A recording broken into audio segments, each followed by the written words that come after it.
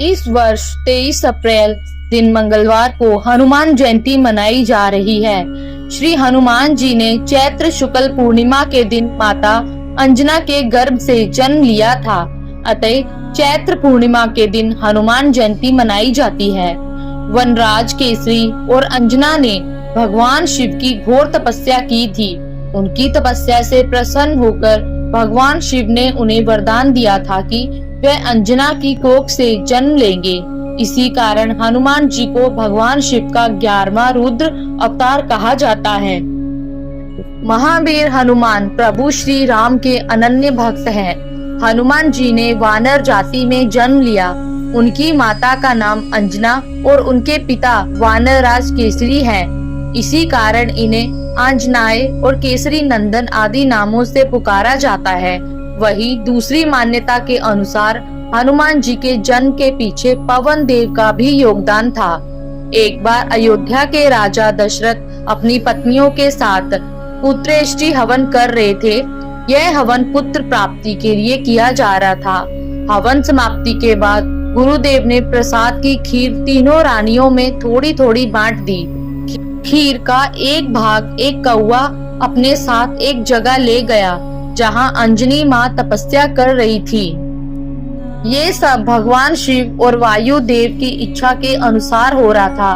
तपस्या करती अंजना के हाथ में जब खीर आई तो उन्होंने उसे शिव जी का प्रसाद समझकर ग्रहण कर लिया। इसी प्रसाद की वजह से हनुमान जी का जन्म हुआ। हनुमान जी के जन्म की कहानी। सूर्य के वर से सुवर्ण के बने हुए सुमेरु में केसरी का राज्य था। उसकी अति सुंदरी अंजना नामक स्त्री थी। एक बार अंजना ने शुचि स्नान करके सुंदर वस्त्र भूषण धारण किए। उस समय पवन देव ने उसके कर्णरंध्र में प्रवेश कर आते समय आश्वासन दिया कि तेरे यहाँ सूर्य, अग्नि एवं सुवर्ण के समान तेजस्वी वेद वेदांगों का मर्मग्र विश्वंद महाबली पुत्र होगा। और फिर ऐसे ही हुआ। कार्तिक कृष्ण चतुर्दशी की महानिशा में अंजना के उदर से हनुमान जी उत्पन्न हुए। 2 प्रहर बाद सूर्योदय होते ही उन्हें भूख लगी। माता फल लाने गई। इधर लाल वर्ण के सूर्य को फल मानकर हनुमान जी उसको लेने के लिए आकाश में उछल गए। उस दिन अमावस्या होने से सूर्य को ग्रसने के लिए राहु आया था, किंतु हनुमान जी को दूसरा राहु मानकर वह भाग गया। तब इंद्र ने हनुमान जी पर वज्र प्रहार किया। उसे इनकी ठोड़ी टेढ़ी हो गई, जिससे ये हनुमान कहलाए। इंद्र की इस दृष्टता का दंड देने के लिए पवन देव ने प्राणी मात्र का वायु संचार रोक दिया। तब ब्रह्मा आदि सभी देवों ने हनुमान जी को वर दिए।